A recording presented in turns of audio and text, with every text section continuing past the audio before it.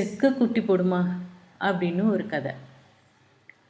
ஒரு வியாபாரி என்ன பண்ணுறாரு, சந்தைக்கு போய் ஒரு குதிரை வாங்கலாம் அப்படின்னு பிளான் பண்ணிட்டு போயிட்டார். அப்போது சந்தையில் போய் ஒரு குதிரையும் வாங்கிட்டார். என்ன அவருக்கு அதிர்ஷ்டம்னா, அந்த குதிரை வயிற்றில் குட்டியும் இருக்குது. அதோடு சேர்த்து அவர் நினச்ச விலையில் அவருக்கு நல்ல குதிரை கிடச்சிருச்சு. அந்த மகிழ்ச்சியில் வந்துட்டு இருந்தார். திரும்பி வரும்போது அவரோட இடமும் அந்த சந்தை இருந்த இடமும் ரொம்ப தூரம். அதனால் அவர் என்ன ரொம்ப இருட்டாயிட்டதுனால எங்கேயாவது வழியில் தங்கிட்டு தான் போகணும். ஏன்னா இது வேற, இந்த குதிரை குட்டியோடு இருக்குல்ல, அந்த குட்டியோட இருக்கிறதுனால அதால் ரொம்பவும் நடக்க முடியல. சரி, அதை படுக்க வச்சு தூங்க வச்சுட்டு நம்ம அழைச்சிட்டு போவோம் அப்படின்னு அவர் பிளான் பண்ணிவிட்டு பக்கத்தில் இருக்கிற கிராமத்துக்கு வராரு.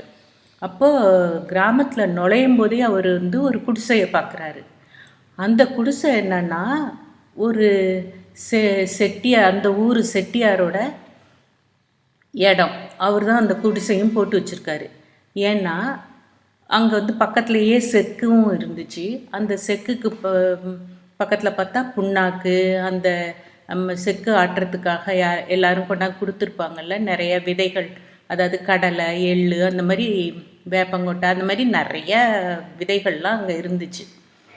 சரி, ஓஹோ, இது விற்கிற இடம் போல் இருக்குது இந்த கொட்டாயி, நம்ம இங்கே படுத்துக்குவோம், அந்த செக்கு முனையில் குதிரையை கட்டி வச்சுருவோம் அப்படின்னு இவர் பிளான் பண்ணிவிட்டு அந்த செட்டியார்ட்டையும் அனுமதி வாங்கிடுறாரு. வாங்கிட்டு அந்த குதிரையை அதோட முனையில் கட்டி வச்சுட்டு இவர் அந்த கொட்டாயில் நல்லா படுத்துடுறாரு. ரொம்ப அவர் களைப்பாக இருந்ததுனால நல்லா தூங்கிடுறாரு. தூங்கி எழுந்திரிச்சிட்டு கண்ணை முழிச்சு பார்த்தா நல்லா வெளிச்சமாக இருக்குது, பளபளன்னு நல்லா விடிஞ்சிருச்சு. ஐயோ, ரொம்ப நேரம் தூங்கிட்டோம், நம்ம ஊருக்கு கிளம்புவோம் அப்படின்னு போய் பார்த்தா என்ன ஆச்சரியமாகவும் சந்தோஷமாகவும் அவருக்கு இருந்துச்சுன்னா, குதிரை குட்டி அழகான குட்டி போட்டு அது பக்கத்தில் அது சிக்கு சிக்குன்னு குதிச்சிட்டு இருக்கு. அவருக்கு ரொம்ப மகிழ்ச்சி ஆயிடுச்சு. சரின்ட்டு குட்டியையும் அதையும் ஓட்டிகிட்டு போகலாம் அப்படின்னு அவர் நினைக்கும்போது ஓடி வராரு இந்த செட்டியார்.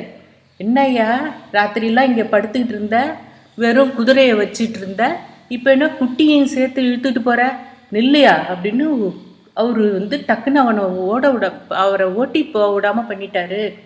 இவருக்கு ஒன்றுமே புரியல.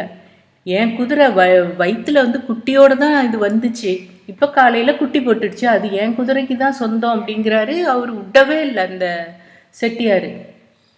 அதெல்லாம் முடியாது, நீ வெறும் குதிரை தான் கொண்டு வந்த, இந்த குதிரை, இந்த குட்டி என் செக்கு போட்டது, நீ இதை இழுத்துட்டு போக முடியாது அப்படின்னு சொல்லிட்டாரு. உடனே அவரும் சேர்ந்து அந்த ஊர் பஞ்சாயத்துக்காரவங்களெல்லாம் கூட்டினாங்க. பஞ்சாயத்துக்காரவங்க மட்டும்தான் இருந்தாங்க, மக்கள்லாம் இல்லை. பஞ்சாயத்துக்காரவங்களை கூப்பிட்டுனா அந்த பஞ்சாயத்துக்காரவங்களாம் சரியான முட்டாளுங்க. அதுங்கெல்லாம் சேர்ந்துட்டு, ஆமாயா, என்ன நீ வந்தபோது வெறும் குதிரையோடு தான் வந்த, இப்போ குட்டியும் சேர்த்து இழுத்துட்டு போகிற, அது செக்கு தான் போட்டிருக்கு அப்படின்னு அந்த பஞ்சாயத்துக்காரவங்க 4 பேரும் சொல்லிவிட்டானுங்க. இவருக்கு என்ன இப்போ ஒன்றுமே புரியல, என்ன இப்படி இருக்கானுங்கன்னு. இல்லைங்க, வயிற்றில் வரும்போதே, நான் ஓட்டிகிட்டு வரும்போதே அது செனையாக தான் இருந்துச்சு, அது குட்டி போட்டுடுச்சுன்னு எவ்வளவோ சொன்னாலும் அதை அவங்களெல்லாம் ஏற்றுக்கிற மாதிரியே இல்லை. அதுக்கு என்ன ஆதாரம் அப்படின்னு கேட்குறானுங்க. இவருக்கு என்ன செய்கிறதுனே தெரியல. ஆதாரம் இல்லாதனால இந்த குட்டி அந்த செக்கோட தான் இங்கே விட்டுட்டு நிப்போ அப்படின்னு சொல்லிட்டாரு. அந்த 4 பேரும் சொல்லிட்டானுங்க. இவரும் சரின்னா அந்த ரொம்ப கவலையாக குதிரையை மட்டும் அழைச்சிட்டு போயிட்டு இருந்தார். போகும்போது வழியில் ஒரு நரி பார்த்துருச்சு. நரி பார்த்துட்டு, ஏன்யா இவ்வளோ கவலையோடு நீ போய்கிட்டு இருக்க அப்படின்னு, நீ கவலைப்படுறது இல்லாமல் இந்த குதிரையும் பாரு எவ்வளோ கவலையாக இருக்குது, சோகமாக இருக்குது அப்படின்னு சொன்னோன்னே அவர் நடந்த விஷயத்தை எல்லாத்தையும் அந்த நரிக்கிட்ட சொல்கிறாரு. ஓஹோ, அப்படியா, சரி, நீ போய் மறுபடியும் அந்த கூட்டத்தை கூட்டு, இப்போ மக்களெல்லாம் சேர்த்து கூட்டு, நான் அங்கே வரேன் அப்படின்னு சொல்லுது. அட, மனுஷங்களே செய்ய முடியாததை இந்த நரி செய்யப்போத, என்ன இருந்தாலும் விலங்காக இருந்தாலும் நம்ம அதை மதிப்போம் அப்படின்னு சொல்லிட்டு இவர் திருப்பி அந்த ஊருக்கே போய் இந்த விஷயத்த ஊர் மக்கள்கிட்டலாம் சொல்லி அந்த பஞ்சாயத்துக்காரவங்களையும் வர வச்சு இந்த செட்டியாரையும் வர வச்சு இருந்துட்டு இந்த மாதிரி எனக்கு வந்து நியாயம் பேசுகிறதுக்கு ஒருத்தர் வராரு, அவர் யாருன்னா நரி அப்படின்னு சொல்கிறார். என்னது, நாங்கள்லாம் மனுஷங்கள்லாம் இருக்கோம், நரியை வந்து நியாயம் பேசுகிறதுக்கு அழைச்சிட்டு வரியா அப்படின்லாம் கேட்டோன்னே, நரியோ ஏதோ யார் வந்து நியாயமாக பேசுகிறாங்கன்னு நீங்கள் பார்த்து சொல்லுங்க அப்படின்னு இவர் இந்த வியாபாரி சொல்லிட்டு நிற்கிறாரு. அப்போ நரி வந்து ரொம்ப நேரம் ஆகுது, நரிக்கு வெயிட் பண்ணி பார்க்குறாங்க, நரியே வரலை. இவங்கெல்லாம் கடுப்பாயிட்டாங்க. என்ன நரி வருதுன்னா ஒன்றும் வர காணும், போயா இதெல்லாம் ஒன்றும் சரி வராது அப்படின்னு சொல்லி எல்லாரும் கயமையான்னு பேசிகிட்டு இருக்கும்போது நரி வேகமாக ஓடி வருது.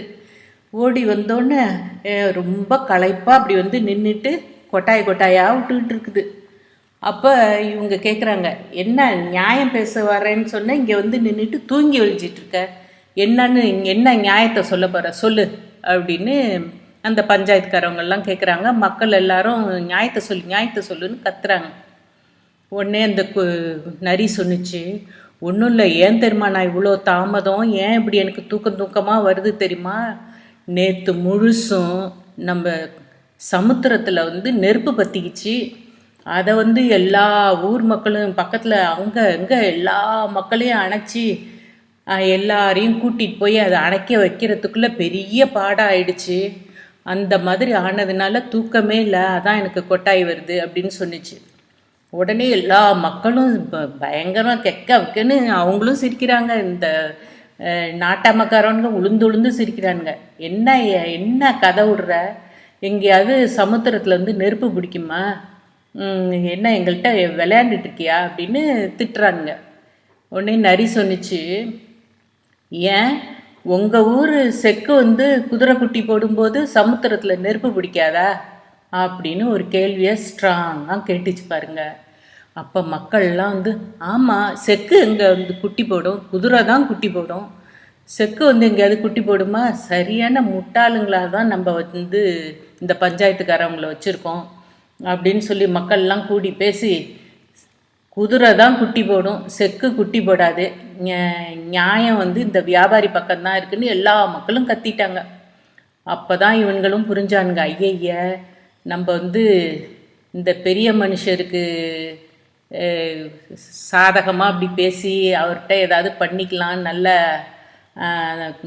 செட்டியார் தானே, நம்ம கிராமத்துலேயே பெரிய ஆளுன்ட்டு அவர்கிட்ட ஒரு நல்ல பேர் வாங்கிட்டு அவர்கிட்ட அப்பப்போ நம்மளோட இதையும் பார்த்துக்கலான்னு நினச்சா மக்களெல்லாம் இவன் பக்கம் தீர்ப்பு, ஓஹோ நியாயம்தான் நிலச்சி நிற்கும் அப்படின்னு சொல்லிட்டு, சரி நாங்களும் இந்த இதோட திருந்திட்டோம், நியாயம் பக்கம்தான் இருப்போம், இனிமே வந்து யாருக்காகவும் ஒரு பக்கம் சரிஞ்சு எல்லாம் பேச மாட்டோம், எது நியாயமோ அதை தான் சொல்லுவோம் அப்படின்னு இந்த 4 பேரும் முடிவெடுத்துட்டு, உடனே மக்கள்லாம் வந்து பஞ்சாயத்துக்காரவங்கள நீங்கள் திருந்தினாலும் சரி, புது பஞ்சாயத்துக்காரவங்க இளைஞர்களாக யோசித்து பண்ணுற மாதிரி நான் போட போகிறோம் அப்படின்னு மக்கள்லாம் சேர்ந்து பேசி முடிவு பண்ணிட்டாங்க. இந்த வியாபாரிக்கும் குதிரையும் கிடச்சிருச்சு, குதிரை குட்டியும் கிடச்சிருச்சு, அந்த நரியாக இருந்தாலும் விலங்காக இருந்தாலும் மதிக்கணும் அப்படின்னு இந்த கதையிலேருந்து நமக்கு தெரிஞ்சிருச்சு.